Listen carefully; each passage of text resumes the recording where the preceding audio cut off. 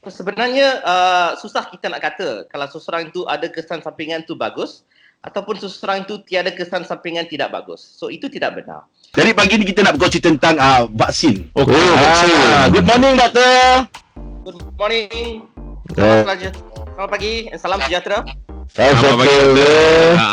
So, sebelum tu boleh doktor beritahu secara ringkas apa sebenarnya itu vaksin, doktor?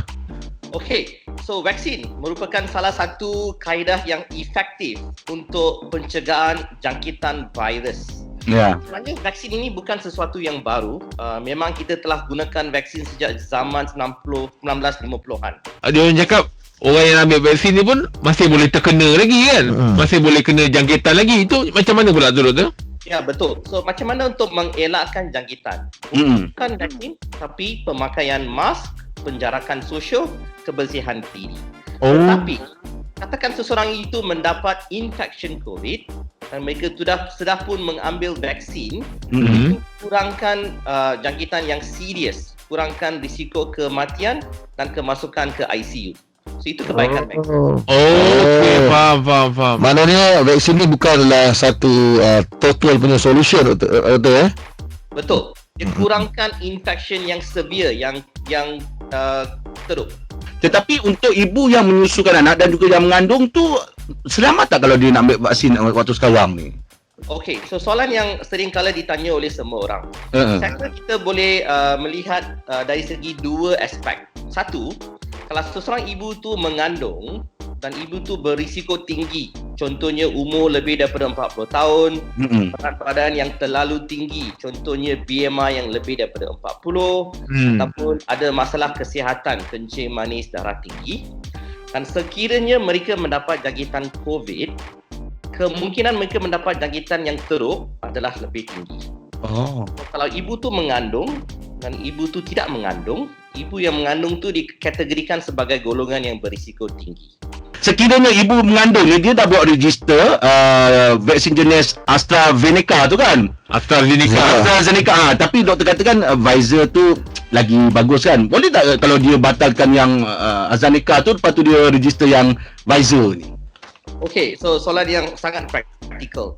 So sebenarnya saya sangat kagum dengan sikap dan responsibility rakyat Malaysia di mana mereka dengan rela register untuk vaksin. So satu topik yang kita patut encourage. Tetapi walaupun secara lazimnya vaksin AstraZeneca ini boleh digunakan untuk ibu mengandung, tapi sebagaimana yang saya menyata terlebih awal, vaksin yang paling selamat di mana kita ada kajian yang telah digunakan untuk 90,000 orang di Amerika. Pfizer ialah vaksin yang lebih selamat dan disebabkan ada kajian. So kalau seseorang ibu tu mengandung, kita hanya cadangkan vaksin Pfizer saja. Kalau seseorang itu menyusu badan dan masih berada di tahap pantang, juga kita sarankan Pfizer. Tetapi bagi yang telah register AstraZeneca, saya rasa mereka patut bincang dengan doktor pakar kerana kita perlu buat beberapa pertimbangan. Pertimbangan yang pertama, apakah risiko seseorang itu mendapat jangkitan COVID yang serius? Adakah mereka dikategorikan sebagai risiko tinggi ataupun risiko rendah? Nombor dua, apakah implikasi kebaikan vaksin kepada mereka berbanding dengan risiko? Dan selepas kita buat pertimbangan ini, kita boleh nasihatkan sama ada yes, mereka boleh ambil AstraZeneca waktu menyusu badan disebabkan kebaikannya lebih daripada keburukannya, ataupun tidak. Risiko lebih tinggi daripada kebaikan. So, saya rasa satu keputusan yang patut dibuat selepas penilaian dan perbincangan dengan doktor pakar. Sebenarnya kalau orang baru lepas mengambil vaksin ni, lepas tu dia ada kesan sampingan, adakah itu bad sign ataupun ya orang kata bagus sebab apa, vaksin tu bertindak balas dengan badan. So macam mana tu sebenarnya tu kesahihan dia tu?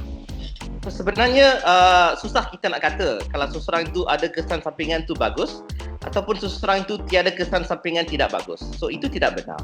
Sebenarnya memang kita tahu apakah prinsip vaksin ialah untuk induce immunity di dalam badan. Setengah-setengah orang akan ada, setengah-setengah orang dia lebih daripada biasa, setengah-setengah orang tidak ada. So irrespective of ada sampingan ke tidak, kita tahu kebanyakan masa kesan sampingan ni bukanlah sesuatu yang serius. Contohnya sakit lengah badan dan dia hanya untuk beberapa hari saja dan tidak akan membahayakan ibu ataupun kandungan. Doktor kan ada kalau untuk suntikan ada dos 1 dengan dos 2 kan. Walaupun kita dah dos 2, mana kita masih ada peluang untuk apa tu? Untuk kena COVID-19 doktor. Yes, betul. Yes. So, vaksin itu hanya untuk macam yang kita ibaratkan memakai helmet tadi tu. Nampak. Ini hanya untuk kurangkan mendapat jangkitan yang serius. Tidak mencegah daripada mendapat jangkitan. So, siapa yang telah ambil vaksin masih penting untuk memakai mask, untuk menggalakkan penjarakan. Yes. Faham? Tapi kenapa 2 kali ambil doktor? Okey, dengan 1 dos, kalau mereka menggunakan contohnya Pfizer, kemungkinan mereka protected tu lebih kurang 87%.